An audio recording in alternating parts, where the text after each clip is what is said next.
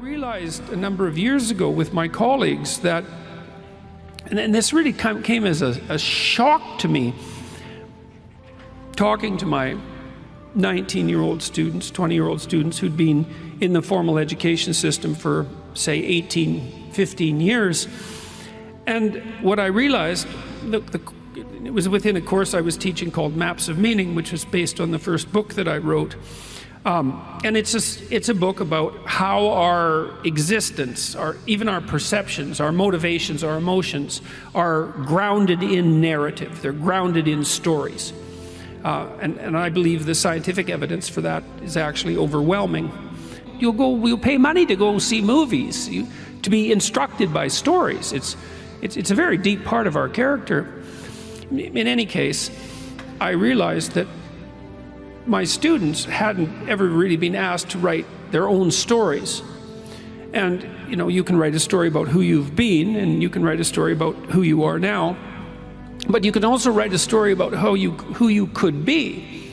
And they had written essays on all sorts of abstract topics and been asked to think to some degree deeply about those topics, but no one had ever sat them down and said explicitly, okay, look, kid, here's the deal.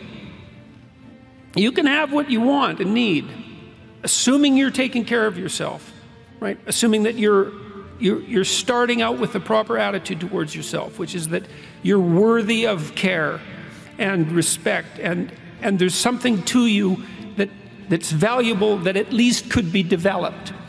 You need to give yourself that amount of credit, like you would with anyone that you might be willing to attempt to care for and love. And then the next question is, all right, you can have what you want, but you have to specify it. What would you like from your friends 3 to 5 years down the road? What would you like your friendship network to look like? What would you like to do? How would you like your career to shape itself? How are you going to take care of your family? And what about children and a long-term mate, a wife or a husband? What are you going to do with your time outside of work that's useful and engaging and meaningful and productive? How are you going to take care of yourself mentally and physically? And how are you going to withstand temptation so that it doesn't take you down in the particular way that temptation might take you down? And so you're asked to write a few sentences, not to be obsessive about it, but to sketch it out like a bad first draft, And then you're asked to write for 15 minutes. It's like, okay, it's 3 to 5 years down the road, and you have what you need and want to make your life what it needs to be, so that you can be a good person in the face of the suffering of life. What does it look like? And then we ask people to do the contrary, which I think is also useful, which is, all right, well, consider for a moment the multitude of your faults and the direction those faults could pull you in. And everyone knows that. Everyone has a sense of how they would fall apart in their own particular manner, with their own particular weaknesses. It's 3 to 5 years down the road, and you've let that part of your character dominate. What particular corner of hell is it that you're now occupying? And so now you have something to aim at. You have a purpose, right? And that's motivating. People need a purpose in life. You need a purpose neurochemically, because without a purpose, you don't feel any positive motivation or any positive emotion. Like, our positive emotion is linked to our pursuit of valuable goals. That's how our brains are set up. And so you need that positive goal, and also to stop you from being unduly uncertain and anxious because nothing is specified enough. And you need something to run away from.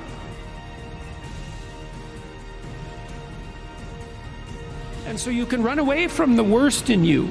You can escape from the worst in you, and you can move towards the best in you.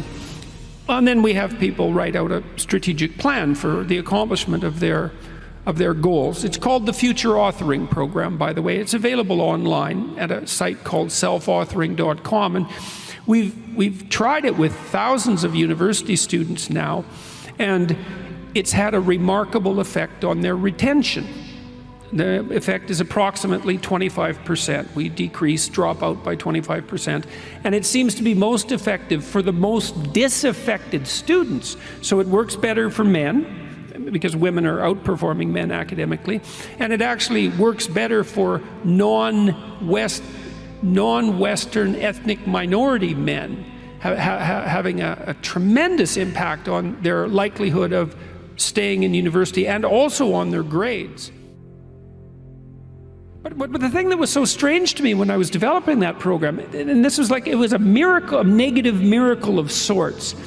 It just struck me as so palpably surreal that we would spend 15 years educating people and never once sit them down seriously and say, okay, look, you can craft yourself to some degree. You have the capacity to write your destiny, not in its entirety, but at least as a sequence of aims.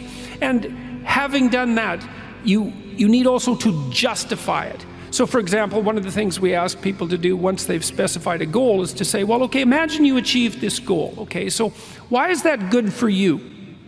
Why is it good for your family?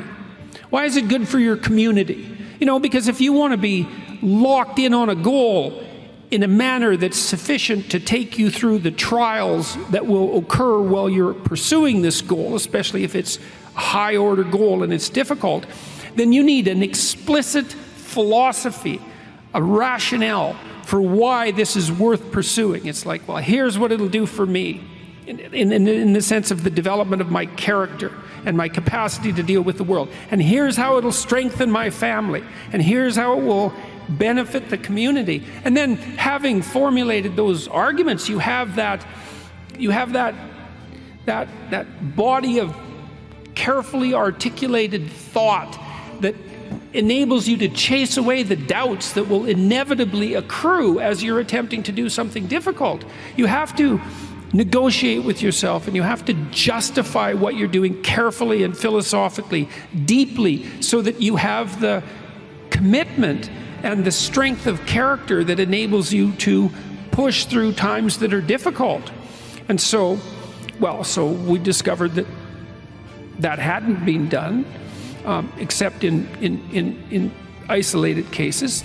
There were some business people who were working on similar projects, and a man at the University of Texas at Austin, James Pennebaker, and the program has been phenomenally successful, and thousands of people have now done it online. And so if you have any interest in doing this, which I would recommend, it's also okay to do it badly, because a good first draft aim for your life is incomparably better than vague, nihilistic hopelessness.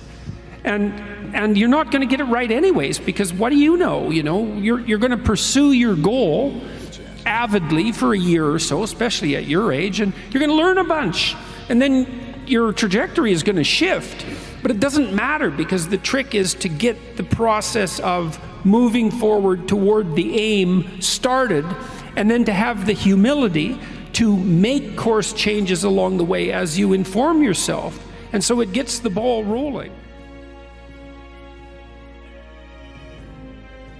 People come up to me, and this is happening wherever I go now, and they say, I've been listening to your lectures, and I've been developing a vision for my life, and I've been trying to take responsibility, and I've been trying to tell the truth, and things are way better. And so that's absolutely perfect. It's the right way forward as far as I'm concerned.